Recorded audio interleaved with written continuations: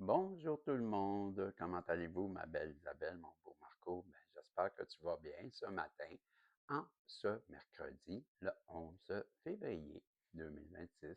Ben, je te souhaite un bon réveil, où que tu sois, au Québec comme à l'extérieur. Allô Isabelle de l'extérieur, allô Marco de l'extérieur. Je ne sais pas pourquoi je dis tout le temps ça, de l'extérieur. Ben, en fait, c'est salut Isabelle de partout, puis salut Marco de partout, je devrais dire, puis c'est tout.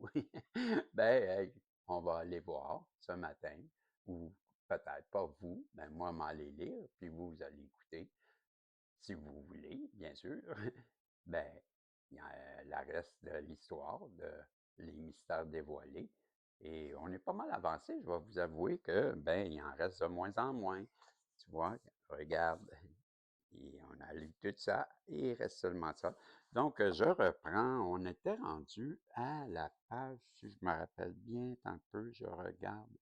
Je pense que c'est là, on avait lu ici. Ça se peut-tu? Nous aperçûmes les Bahamas, appelée électricité. Ah, ok. C'est ça, ça, je me rappelle. On était rendu ici, donc je reprends la lecture et je vous souhaite une bonne écoute. Et il est présentement, ben, on est, ok. Bon, parfait. Donc, ben, bonne écoute.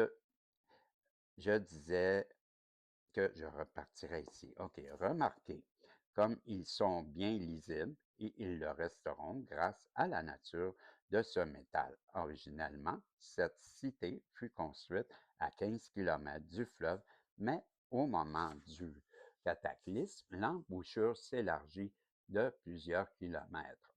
Nous élevant du sol, nous continuâmes en suivant l'Amazone jusqu'au point de longitude 56 degrés ouest.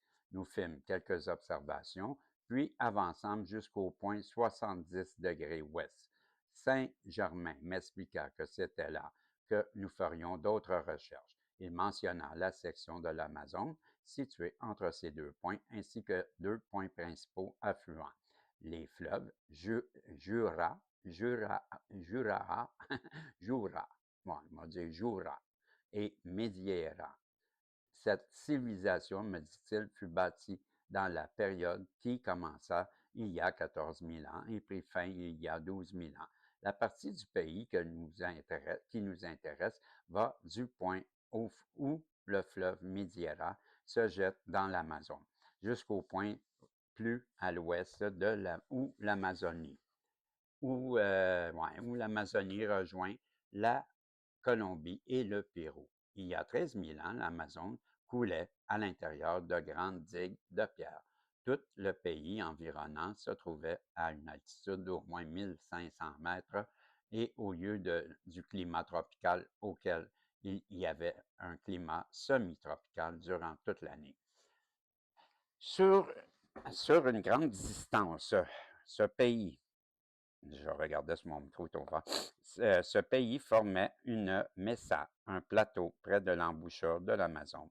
Il y avait de splendides chutes d'eau très larges. La ville où nous avons vu l'obélisque était construite entre les chutes et la côte, à une quinzaine de kilomètres du fleuve. Dans le fleuve Orénoque, au nord, Orénoque, au nord, on trouvait de grands reptiles et des animaux féroces. Nous atteignîmes un endroit près du fleuve Médéra et Saint-Germain continua. Voici le site d'une ancienne cité, la capitale de l'Empire et l'endroit le plus important de la civilisation d'alors. Il leva la main et la cité devint aussi visible qu'à n'importe quelle ville physique d'aujourd'hui. Remarquez, il me dit, la construction en série de cercles et comment les rues marchandes partent du centre comme les rayons d'une roue à partir du noyau. Le cercle extérieur était des allées de promenade distantes les unes des autres de 5 kilomètres et sept, il y avait sept la ville. Comment c'est écrit? Il y avait sept. Il y en avait 7. OK, c'est moi qui lis mal. Il y en avait 7. La ville ayant un diamètre de 74 km, incluant le cercle central. Ainsi, les activités commerçantes ne dirigeaient en rien la beauté et la quiétude, ne dérangeaient en rien la beauté et la quiétude des allées. Désolé. Ainsi, les activités commerçantes ne dérangeaient en rien la beauté et la quiétude des allées. Le cercle central avait un diamètre d'environ 6 km. C'est là qu'on trouvait les édifices gouvernementaux de tout l'Empire. Les rues étaient toutes magnifiquement pavées et construites entre 45 et 60 centimètres plus bas que les bâtiments et les jardins. Ils étaient arrosés tous les matins et lavés à fond avant le début des activités quotidiennes. Remarquez la beauté peu ordinaire des allées de promenade et la splendeur remarquable des tertres de fleurs de chaque côté. Une des principales caractéristiques de leur architecture était l'étalage supérieur de la plupart des édifices, les résidences surtout, qui étaient recouvertes d'un dôme ajustable. Formé de 4 sections, ces dômes pouvaient s'ouvrir ou se fermer à volonté et servir pour le sommeil ou les loisirs. Les journées n'étaient jamais trop chaudes et le soir et le soir agréable. Air frais descendant des montagnes soufflait sans exception. Nous entrâmes dans le Capitole, édifice énorme et magnifique.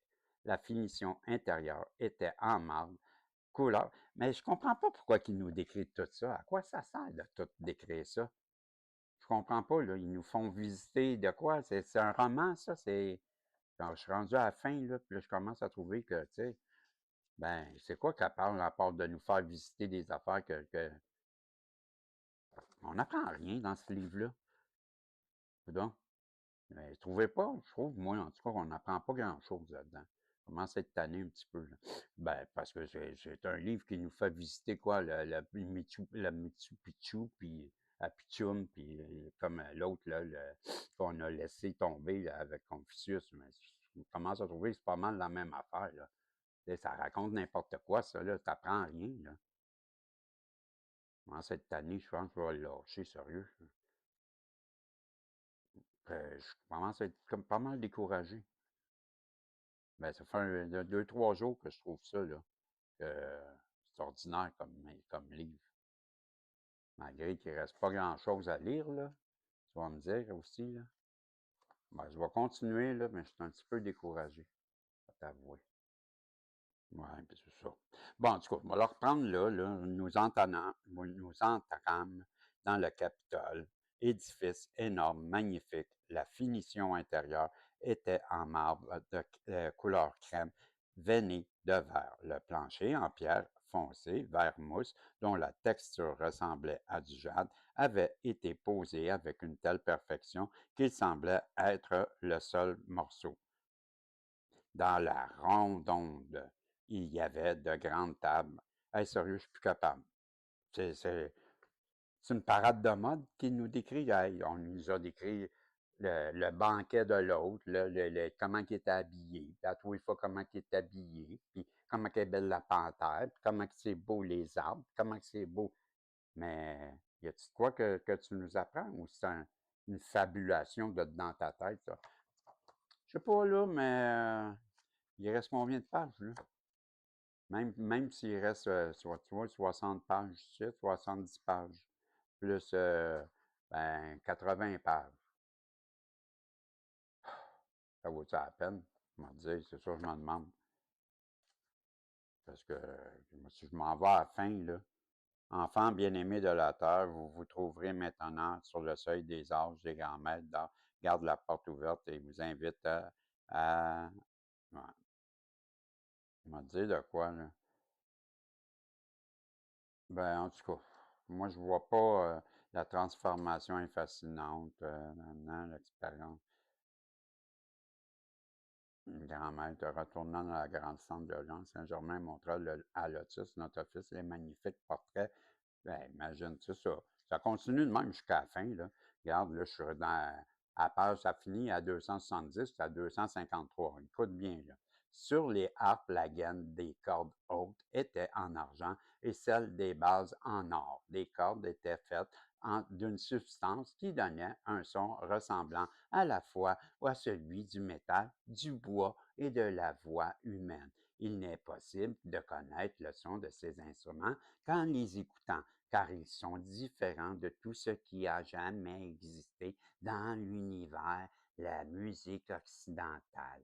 Le son produit par ce matériau peu ordinaire se rapproche beaucoup des sons merveilleux de l'esra, un instrument utilisé en Inde.